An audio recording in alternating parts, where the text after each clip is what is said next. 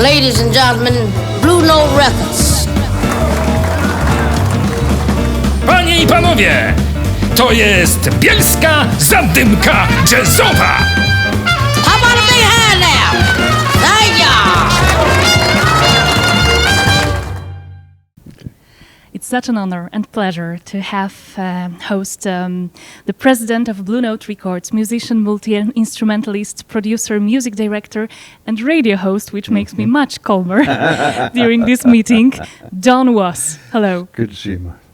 We are meeting right before the festival Zadymka Jazzowa in Poland, which will celebrate the 85th anniversary of Blue Note Records. And I would like to go back to the year 2012, when you received this incredible proposition to be the president of Blue Note Records. Tell me about your thoughts then. What were your concerns and ideas before agreeing to this role?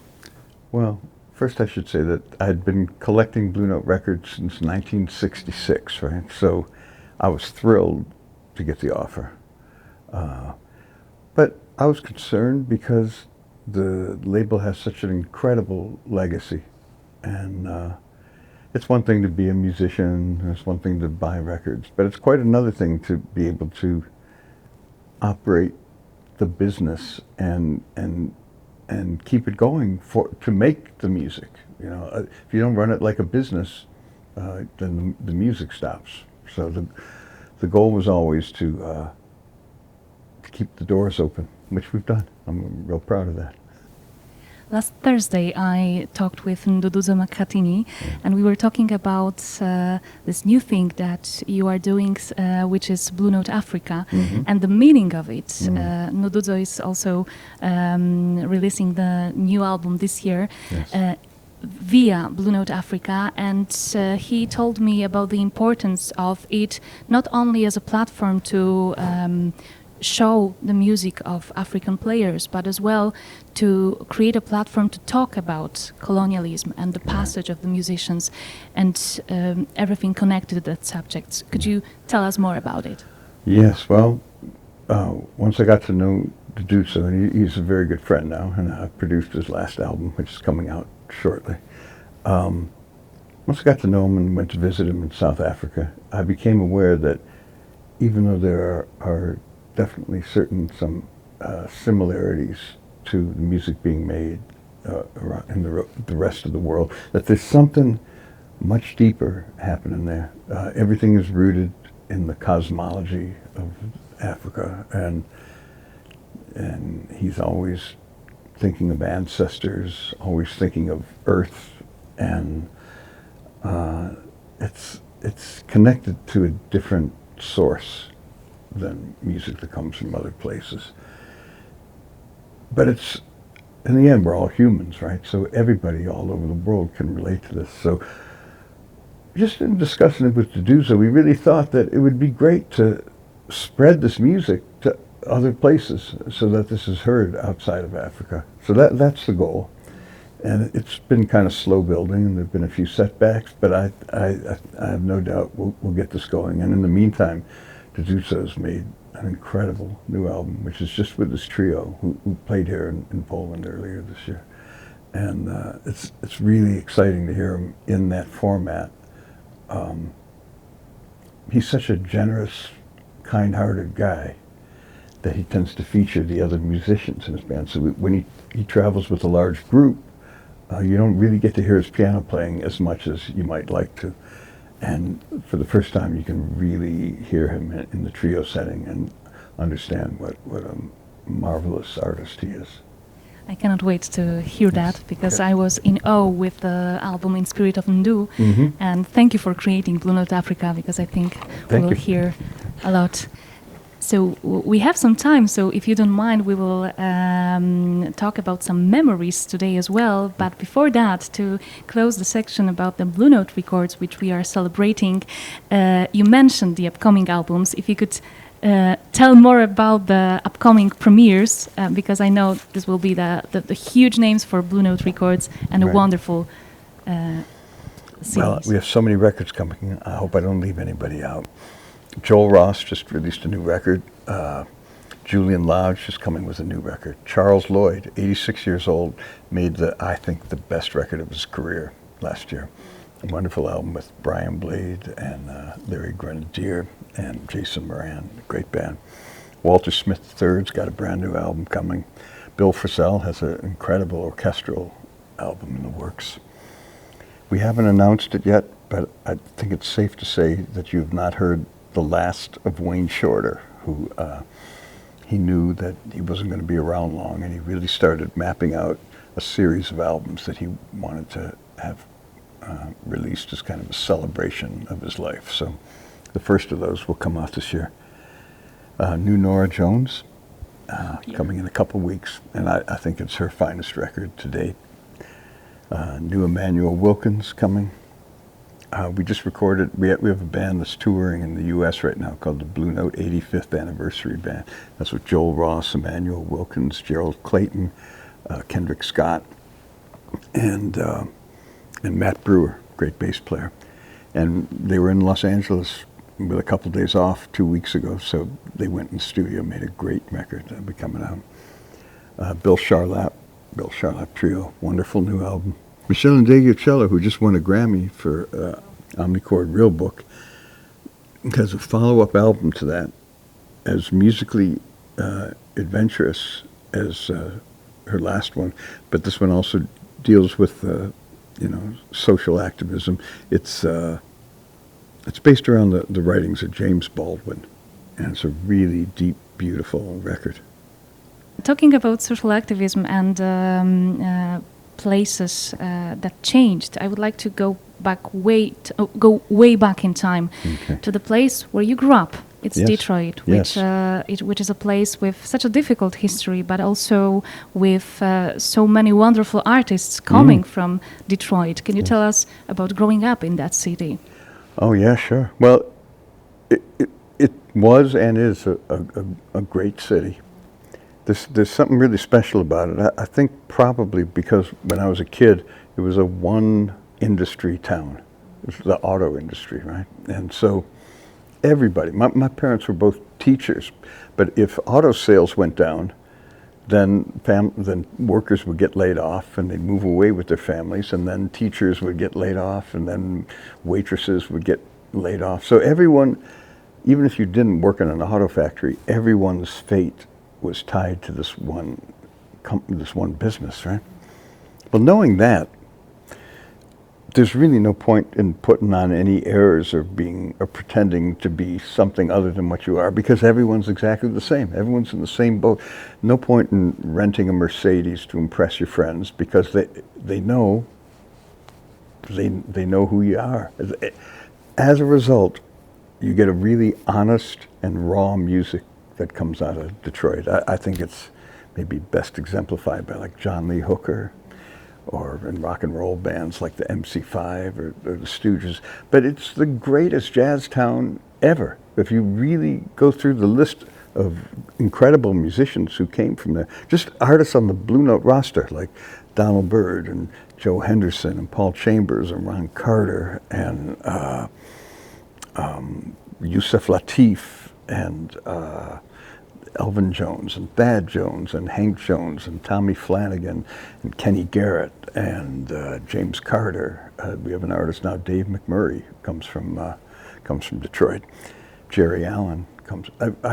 I'm forgetting people, but the list is incredible. And I think it just has to do with Detroit being a town that kind of wears its emotions on its sleeves, and great art comes out of a place like that. But it's the best jazz town in the world. What you just said helps me understand you as a producer and the president of Blue Note Records better, because I know the most important factors for you, and I think for many of us in music, are honesty and authenticity. And I would like to ask you about that, because you're also a producer, and nowadays we have a lot of techniques that help artists clean the tracks completely, and we tend to record ideal music. Where do you think it would lead us? Well, I don't judge any of it. someone said to me the other day, "What's with this girl in America talking about Taylor Swift?" Right? And I said, "Well, look, she's not. I'm not a 14-year-old girl. She's not really addressing things that I'm preoccupied with. But I have no argument with someone who night after night after night can go into a stadium full of people, 80, 90,000 people, and make them all cry and sing along and feel something for 3 hours. That's a great talent." Well, she uses these modern recording techniques, and I don't have any problem with that. What you want is music that communicates, music that makes you feel something. The times are so crazy, this is a crazy time. Any time is a crazy time to be alive, but this is particularly crazy. In the United States, every time you turn on the TV, you see Donald Trump, and he either scares the hell out of you or makes you angry or both. You just don't know what to think anymore. So great music helps you deal with life. It communicates something, calms you down, helps you understand who you are, makes you feel better. That's what I think is important. Music that makes you feel something, that communicates emotion. And whether that's recorded with one microphone above the orchestra, whether it's recorded on 80 digital tracks, whether it's on analog tape or a cassette machine, whatever it is, if it makes you feel something, it's valid. And people ask me sometimes, what do you think the future of music is? And I don't know what's next, but I do know that if it doesn't make you feel something, then it'll be no good. So there will always be music that speaks to people, and that's what I think is important. That's what we try to do at Blue Note. That's what we're concerned with. I agree completely with what you just said. I remember I was devastated when I heard that Christian Simmerman, the pianist, he recorded Chopin ballads with these techniques, that he was stopping after every phrase and correcting it. He's not the only one, by the way. It's really prevalent in classical music that they stop and go section by section. Yes. It's the end result is what matters. Exactly, and that's what I was going to, that at the end, the ballads by his interpretations are my favorite, and I didn't know about the technique. There you go. And he still played it, he still felt it. Yes. And if he wanted to go back and be more expressive, I think that's his right. And it really, the techniques don't matter. It's do you feel anything or not? Clearly, you feel something from it, so it's good. And talking about the techniques and the future, we live in times of artificial intelligence. Yeah. And I wonder if you think that someday artificial intelligence will replace producers. Is it possible? Do you think that? No, I do not think that. I'll tell you a story. In 1981, I went into a music store, and a buddy of mine was working there. He took me in the back room, and he showed me something called a Lindrum, which is now part of the big part of music. The Lindrum was the first drum machine to use digital recordings of actual drums. So you could program this drum machine. It wasn't electronic sounds. It sounded like a real drum kit. So every drummer in the world was freaking out about it. My friends who were drummers, when they found out I bought that machine, it was like I joined the Ku Klux Klan or something. It was a treacherous deed, right? Well, the guy who sold it to me told me that the day before Prince had come into the store, and he bought serial number 002. I bought 003. And Prince made much better use of it than I did. If you listen to When Doves Cry, it's an incredible drum part that a human being would not play, although it was programmed by a human being. A machine would not have programmed that. Artificial intelligence wouldn't have come up with it. Prince was a genius, and it didn't matter if he sat at a machine that had digital recordings of drums or if he was sitting down at the drums and playing it himself. He came up with a part that was so brilliant that wouldn't have happened without the Lindrum. And now, looking back on it, 40 years later, there's still drummers. Two of my sons are drummers. They're not sleeping in their car or anything. So it didn't put an end to drumming. The machines didn't take over. It's just another color on the palette with which to paint. And I'm not worried about it. I think it'll be fine. Now, if artificial intelligence is going to use your voice and plagiarize music from you, well, that's no good, and people should be compensated if their work is used. But if it provides a color for you to paint with, and you take whatever artificial intelligence feeds you and then turn it into something brand new, that's what we do anyway. That's what every artist does. I was discussing this with a group of songwriters and producers the other day. I said, okay, raise your hand if you have never started a song by putting on a Marvin Gaye record or a Beatles record and then use that as your starting point. And no one could raise it. Everybody does that. Everybody does. You study, you learn what preceded you, and then you turn it into something new. That's what a great artist does. A bad artist doesn't turn it into something new. And you probably never hear those records, you know. But and so no one raised their hand. I said, all right, well, how many of you have actually paid Marvin Gaye for the inspiration? None, right? So why do you expect tech companies and artificial intelligence to be more ethical than you are? So you have to be reasonable about it. If you're going to take something from someone, an idea from someone, yeah, they have to be paid. And I'm sure it may take time, but they'll figure out ways to compensate people fairly. But if you're just going to use it to start something new and give you some ideas, it's just a great tool. Great. And talking about the role of producer, nowadays there are very often, especially in pop music, for one song there are few producers, like 3 or 5, yeah. And so the role of producer changed throughout the years. Can you tell us, as a producer, more about how it changed and how do you think it will go? Yeah, my youngest son Solomon, he's 26. He produced 2 songs on Beyonce's last record, and he's listed with about 8 other people as a producer. Nowadays, the guy who comes up with a beat, he's a producer, and guy who writes a lyric becomes a producer and that kind of thing. So the definition of what constitutes producing it changes, which is fine. If we were to take a step back and look for commonality throughout the years, I'd say a producer is there to try to help the artist formulate a vision, or if the artist already has a vision, to help the artist realize that vision. And you do that by whatever means necessary. If it means you got to pick up the guitar and say to the guitar player, no, play it like this. You have to be able to do that. I try not to do that. I try to be the dumbest guy in the room when I'm producing and surround yourself with great people. But there are all sorts of ways to do it. I think if you asked every producer, what does a producer do, they'll give you a different answer. I can tell you what I do. I like getting inside the head of really great artists and helping them realize something that they can't really describe, but they can hear, and helping them figure out what that is, and then helping them get to that point. And at the end of the record, if an artist says to me, this is everything I was hoping to do, but it's even better, then that's better than having a hit record, as far as I'm concerned. That's the goal.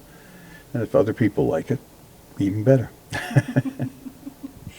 And talking about the list of artists that you worked with is so long that we wouldn't have time to talk about it all through the night. So I will ask about one band, because this story is... I wonder who you... You know it. This story is so inspirational because you were a huge fan of them, and then your life turned to lead you to work with them. Mm-hmm. So how was it working with the Rolling Stones? It was great. It was one of the highlights of my life. I spent about 30 years working with them, and they're unquestionably the greatest band of all time. And they make records by setting up the way they're set up on stage, and they play together. Everybody plays, and you go for a take that's got great feeling. And there's no one who does what they do. They're the very best. I had the opportunity to play bass with them on a number of occasions, and when you get inside of the inner game, it's just beautiful. They're relaxed, they're having fun, they toss each other musical ideas, and you catch it and just throw it back. And the musical conversation that goes on is jocular and powerful at the same time. They're like the big brothers I never had. They're not that much older than me, but they're a little bit older than me, and it was a great honor to be able to observe and participate in their making their records. And coming back to jazz, can you tell us the story about how jazz changed your life? Well, yes, I can tell you a couple of those stories about that. When I was about 14 years old, it was in 1966, and I was too young to drive, and my mother took me in the car to run errands. I was going shopping with her, and man, I was a terrible kid. I didn't want to go shopping with my mom, and I was driving her crazy. So finally, she left me in the car, and I was just in a bad mood. I wanted to be hanging out with my friends, right? So she left me in the car with the keys so I could play with the radio. And I didn't know that there was a jazz station in Detroit. I'd been listening to the Beatles and Bob Dylan, the Stones, that kind of thing. So I found the jazz station, and I tuned in to what I later learned was a song called Mode for Joe by Joe Henderson. And I hit the station just as the sax solo was beginning. And you can, if it's about 1 minute and 26 seconds into the song, if you go listen to it, he's making these kind of anguished cries with the saxophone. And I listened to it. It was like the way young kids listen to heavy metal, kind of. I could feel his anger. And that's how I felt, being stuck driving around with my mom all day. And then about 20 seconds in, the drummer, Joe Chambers, starts playing this swinging groove. And Joe Henderson falls into the groove, and then he starts swinging. The message that came through to me, and there are no lyrics, it was just from instrumental music. What I got from it in that moment was Joe Henderson talking to me and saying, Don, you got a groove in the face of adversity, right? And my mood changed. And when my mom got back in the car, I was a nice kid again. And I was aware that this music had completely changed my outlook on the day, 180 degrees in the course of a minute. So I knew it was powerful music, and I knew it was an instrument of change. But later on, I started collecting all these records. I bought Wayne Shorter's Speak No Evil about a year later. It was still a pretty new record. And when I was in college, I was having a rough time. I was in music school. In those days, if you were in music school, you either played in the symphony orchestra or you didn't go to music school. There was no jazz program, there was no electronic music program, there was no recording program or anything. So I dropped out of school. And I was hoping to play in a band like the MC5 or the Stooges, and I was playing in some covers band in a bowling alley. And I thought I'd bottomed out, and I was pretty lost. I forgot what my dreams were. I was depressed, I guess, So I would go back to my apartment, and I'd put on side 2 of Speak No Evil.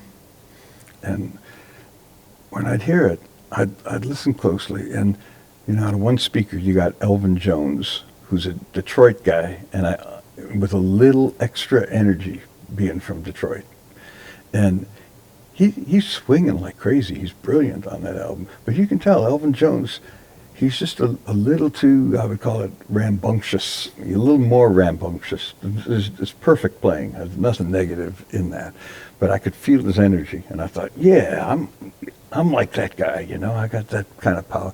And Herbie Hancock's coming out of the left speaker, and he's playing these chords that are really sophisticated, even though at the time he was only maybe 26 years old or something.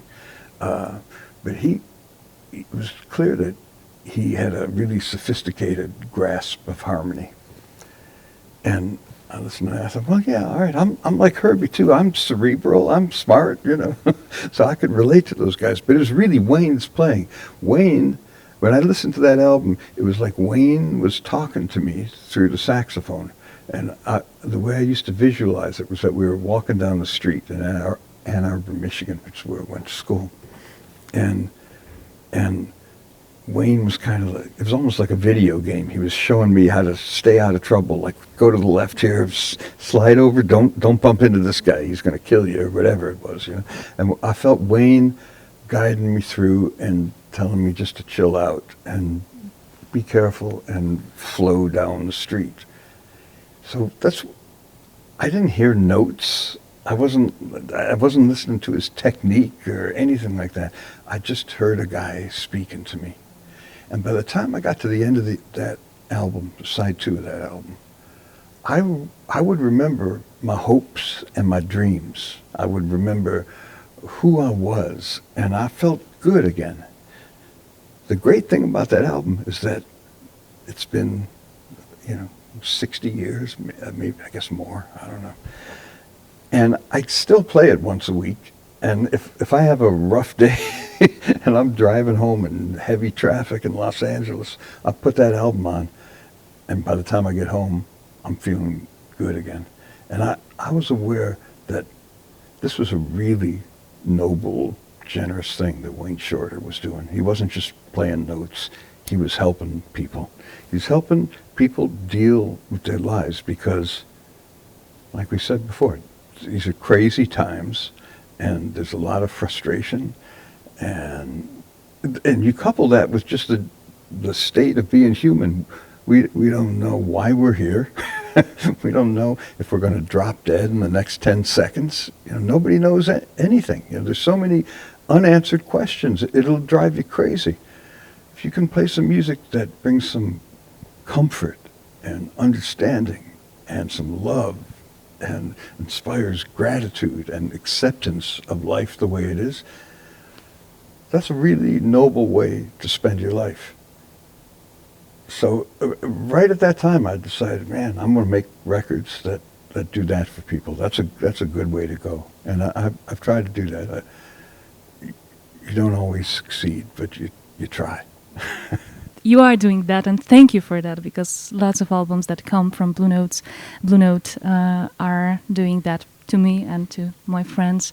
And when you were talking about Wayne, I thought how fascinating it is, because later on he wrote this manifesto with Herbie, this letter to the younger generation of artists, and he put that in words, and way before he was doing that already through his music. Exactly. Such a powerful thing, and thank you for that story. And I think it's a great final for our meeting, because you were saying so beautifully about music and jazz music, and Wayne, who is so important for Zadymka Jazzowa as well. Yes. So Don, it was such a pleasure and honor meeting you today, and thank you for this talk. Thank you. Ladies and gentlemen, Blue Note Records. Panie i panowie, to jest Bielska Zadymka Jazzowa. How about a big hand now?